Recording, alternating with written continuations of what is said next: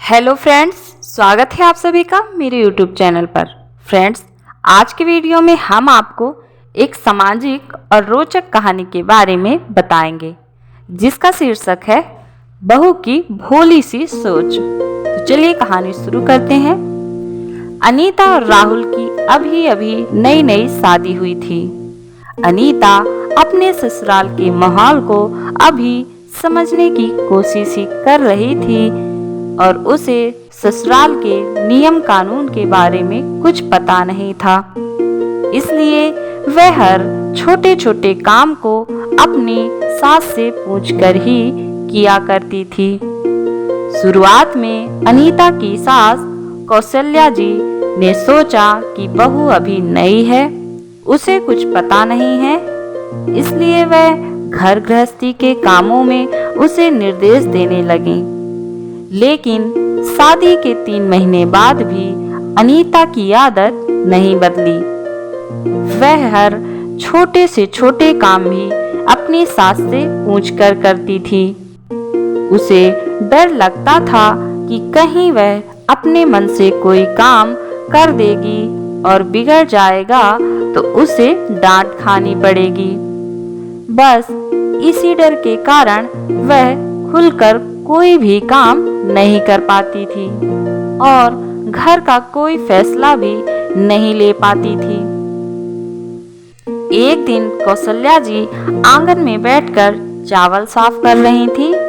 तभी बहू अनीता कपड़े धोकर आई और उसने कौशल्या जी से पूछा, मम्मी जी, कपड़े कहाँ सुखाऊं, छत पर या आंगन में? कौशल्या जी ने प्यार से कहा, कहीं भी सुखा लो बेटा, जहाँ तुम्हारी मर्जी हो। अनीता बोली, ठीक है मम्मी जी। तभी गली में सब्जी वाला आया।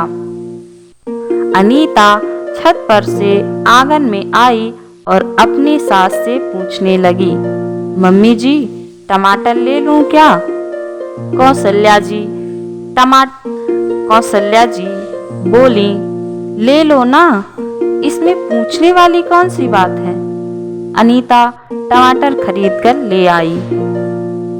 थोड़ी देर बाद वह फिर से रसोई से वापस आकर कौशल्या जी से पूछने लगी, मम्मी जी, अरहर की दाल खत्म हो गई है, उसका डिब्बा धोकर धूप में सुखा दूं क्या?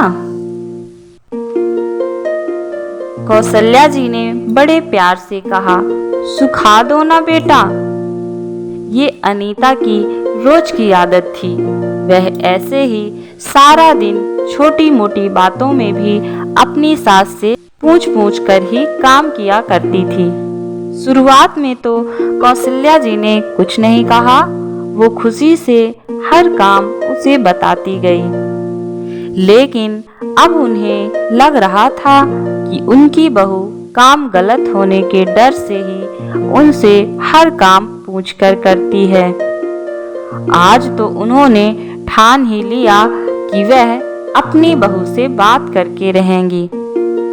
दोपहर के खाने के बाद कौशल्या जी आराम कर रही थी। तभी अनीता उनके कमरे में आई और बोलने लगी, मम्मी जी, घर के पर्दे गंदे हो गए हैं, उन्हें बदल दूं क्या? कौशल्या जी ने अपना सिर पीटते हुए कहा, हे भगवान, बहू, तुम पहले मेरे पास यहाँ बैठो, बाद में बाकी काम करना। अनीता का तो कलेजा ही कांप उठा। उसे लगा कि पर्दे बदलने की बात मैंने गलत कह दी क्या? अब तो पक्का डांट पड़ेगी। वह सहमते हुए उनके पास बैठ गई। कौशल्या जी ने प्यार से उसके सिर पर हाथ से सहलाते हुए कहा, देखो बहू, शुरुआत में जब तुम मुझसे हर काम पूछ कर करती थी तो मुझे लगता था कि तुम्हें काम की ज्यादा जानकारी नहीं है, इसलिए बार बार पूछ रही हो। लेकिन अब तो इतने दिन हो गए, अभी भी तुम ऐसा क्यों कर रही हो? अनीता नजरें चुराते हुए बोली, अगर आपसे मैं बिना पूछे कोई काम करूंगी तो आप मुझे डांट लगा देंगी। बोलते बोलते अनीता की आंखों में आंसू भर आए। कौशल्या जी जोर से हंस पड़ी और बोली, बहू, तुम इस घर की बहू हो, कोई नौकरानी नहीं जो हर काम करने के लिए तुम्हें पूछना पड़ेगा। यह घर तुम्हारा भी है, इस घर को तुम अपने हिसाब से चला सकती हो। इस तरह तुम हर काम मुझसे पूछ पूछ कर करोगी तो मुझे तो भाई यही लगेगा कि तुम अभी तक इस घर को अपना नहीं पाई हो। अनीता ने झट से नजरें ऊपर उठा ली और तुरंत ही कहा, नहीं मम्मी जी, ऐसी कोई बात नहीं है। इस परिवार से मुझे बहुत अपनापन और प्यार मिला है। इस घर में तो मुझे महसूस ही नहीं होता कि मैं अपने मायके को छोड़कर ससुराल आई हूँ। कौशल्या जी ने प्यार से अपनी हथेली उसके गाल को स्पर्श करते हुए कहा, हाँ तो फिर क्यों तुम इतना डरती हो?